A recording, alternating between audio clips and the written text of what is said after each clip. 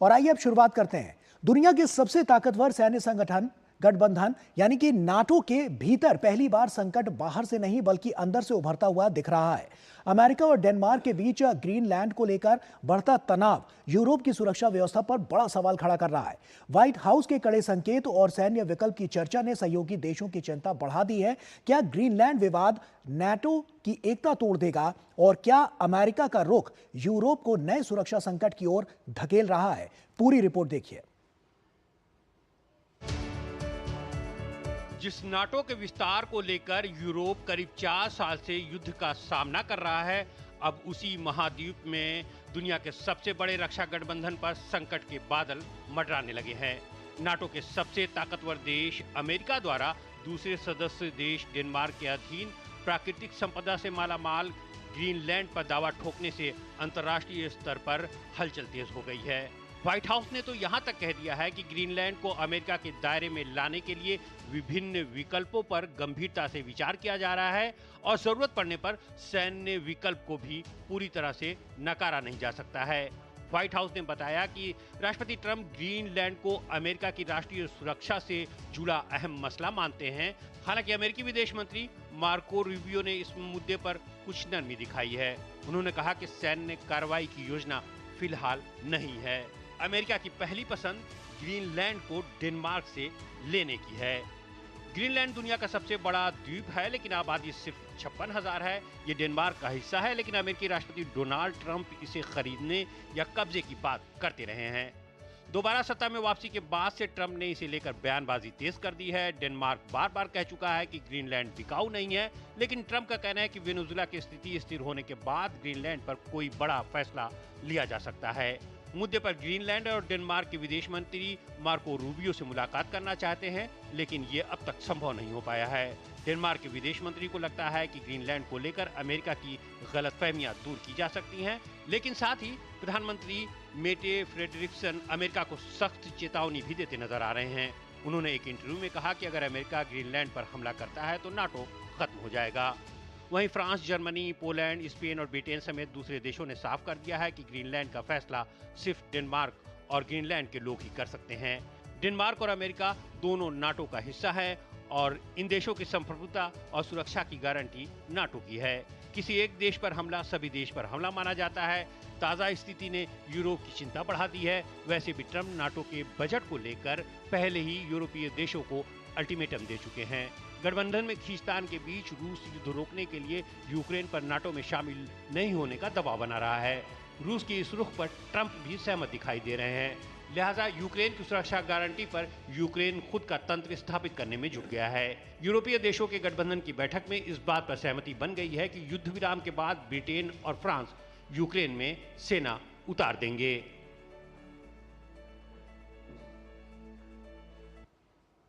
और आइए इसी विषय पर चर्चा करते हैं। डॉक्टर संदीप त्रिपाठी हमारे साथ जुड़ रहे हैं, विदेश मामलों के जानकार हैं। सर, बहुत स्वागत है आपका संदीप जी। और उसी के साथ सबसे पहला और अहम सवाल जो अभी हम देख रहे हैं, अमेरिका और यहाँ पर जो स्थिति ग्रीनलैंड को लेकर दिख रही है, वो क्या कहती है और किस तरह से इसका जो व्यापक असर है वो पूरी दुनिया पर नजर आ रहा है? देखिए, मुझे लगता है कि ये जो ग्रीनलैंड का मामला है, इसने फंडामेंटल कुछ क्वेश्चंस रेज किए हैं। अप्रैल 1949 पे नाटो की स्थापना होती है और इसका जो सार था, फंडामेंटल फिलॉसफी थी कलेक्टिव सिक्योरिटी की।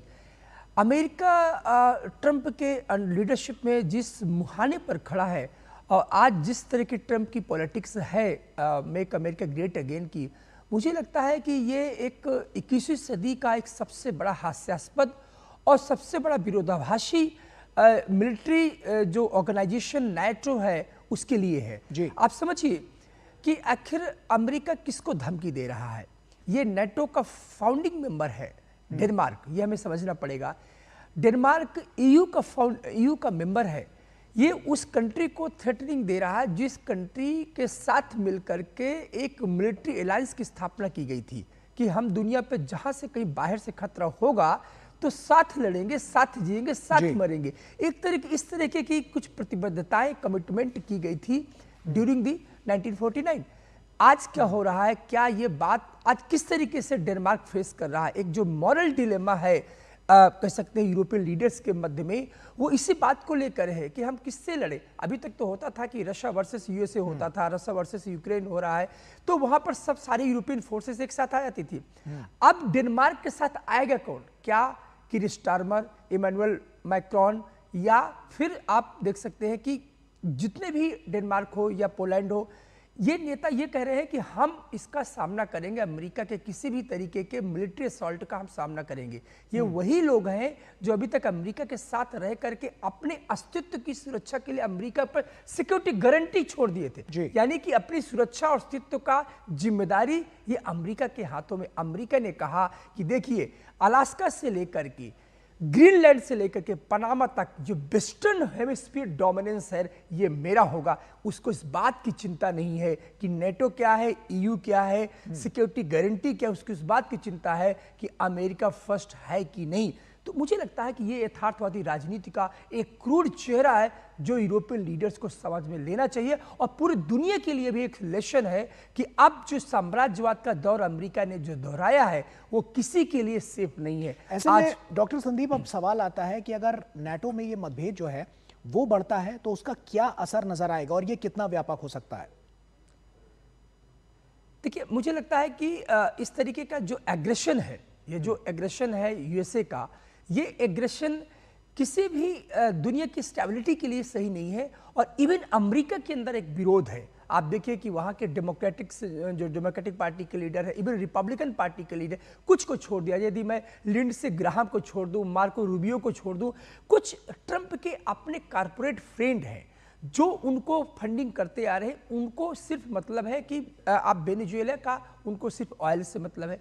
लार्जेस्ट प्रोविडेंट जो रिजर्व ऑयल है वो चाहिए, वहां से चाइना को बाहर करना है।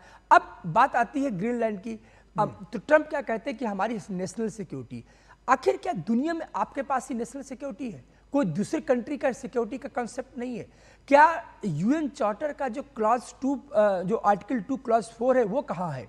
इंटरनेशनल लॉ और डेमोक्रेसी की जो दुहाई आप पिछले 50 सालों से देते आए हैं और हमेशा कम्युनिस्ट गवर्नमेंट को, रिजीम को चैलेंज करते आए हैं, आपके पास कुछ कॉस्मेटिक टूल्स है जैसे डेमोक्रेसी, ह्यूमन राइट्स को लेकर के, आप दुनिया के सामने क्या लेकर जाओगे?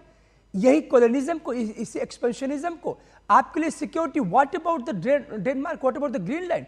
ग्रीनलैंड ने कहा कि Greenland is not for the sale. क्या ये बिक्री, किसी राष्ट्र की बिक्री होती है क्या? क्या वो सेल परचेज के लिए राष्ट्र खड़ा होता है? राष्ट्र अपनी अस्मिता और अपनी सुरक्षा के लिए उसकी अपनी एक पहचान होती है, उसकी गरिमा होती है। आपने कहा कि मेरी इच्छा है, अमेरिका की सिक्योरिटी के लिए खतरा है, अब मैं चल रहा हूं क्योंकि मुझे जो है रशियन सबमरीन दिखाई दिए हैं वहां पर, इसलिए मैं आपको अटैक करता हूं, आप मेरे में आ जाओ। मुझे लगता है ये सबसे बड़ा मजाक है 21वीं सदी में अंतर्राष्ट्रीय राजनीति में।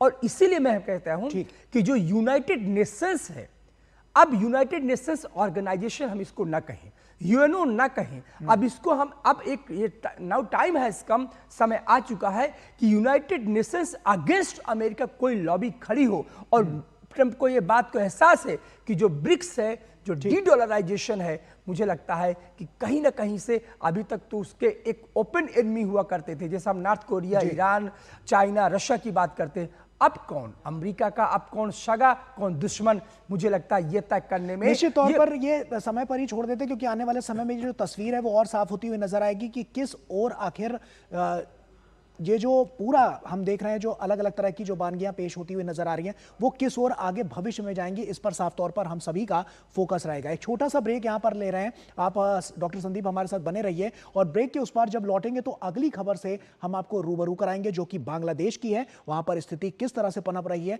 ये सब कुछ बताएंगे, लेकिन एक छोटे से ब्रेक के बाद।